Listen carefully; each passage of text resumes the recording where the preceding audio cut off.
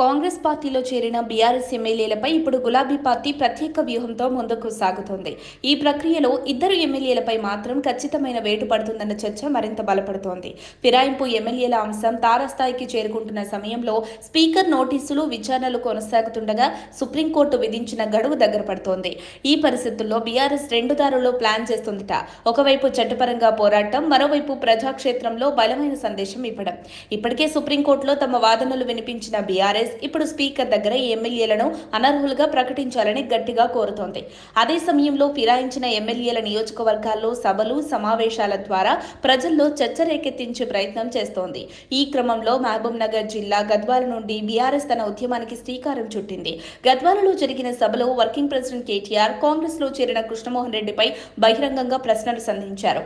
పార్టీకి చెందిన వ్యక్తి అని చెప్పుకుంటూనే బీఆర్ఎస్ సమావేశాలకు ఎందుకు హాజరు కాలేదని నిలదీశారు. గద్వాల్తో పాటు మిగతా ఎమ్మెల్యేల నియోజకవర్గాల్లో కూడా ఇలాంటి కార్యక్రమాలు నిర్వహించాలనే ప్లాన్లో ఉంది పార్టీ.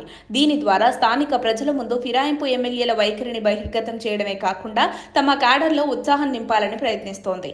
ఉప ఎన్నికలు జరగకపోయినా రాబోయే స్థానిక సంస్థల ఎన్నికల్లో కాంగ్రెస్ లో చేరిన ఎమ్మెల్యేలపై బలమైన ప్రతిపక్ష వాతావరణం సృష్టించాలని బీఆర్ఎస్ లక్ష్యంగా పెట్టుకుంది. అదే సమయంలో సీఎం రేవంత్ రెడ్డికి సవాల్ విసురుతోంది గులాబీ పార్టీ. కాంగ్రెస్ లో చేరిన 10 మంది ఎమ్మెల్యేలతో రాజీనామా చేయించి మళ్లీ గెలిచే ధైర్యం ఉందా అని సవాల్ విసురుతున్నారు. స్పీకర్ నిర్ణయం వెలువడే లోపే సభల ద్వారా ప్రజల్లో అనుకూల వాతావరణం సృష్టించి అవసరమైతే తిరిగి సుప్రీంకోర్టును ఆశ్రయించే అవకాశం ఉందని అంటున్నారు పార్టీ వర్గాలు.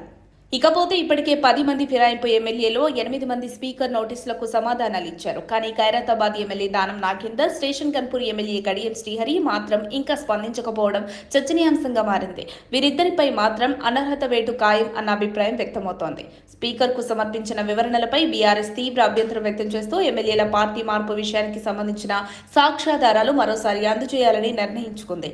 మొత్తానికి సభల ద్వారా ప్రజా ఉద్యమం, కోర్టులో న్యాయ పోరాటం, ఈ రెండు మార్గాల్లో ఫిరాయింపు ఎమ్మెల్యేల అంశానికి ముగింపు పలకాలని బీఆర్ఎస్ సన్నద్ధమవుతోంది. ఇక ఈ రాజకీయ ఎపిసోడ్ కు ఎప్పుడు ముగింపు లభిస్తుందో చూడాలి. మరిన్ని అప్డేట్స్ కోసం మా కాయ్ టీవీని సబ్స్క్రైబ్ చేసుకోండి. మా వీడియో కనుక మీకు నచ్చినట్లయితే లైక్ చేయండి, షేర్ చేయండి. మీ విలువైన అభిప్రాయాలను కామెంట్ బాక్స్లో తెలియజేయండి.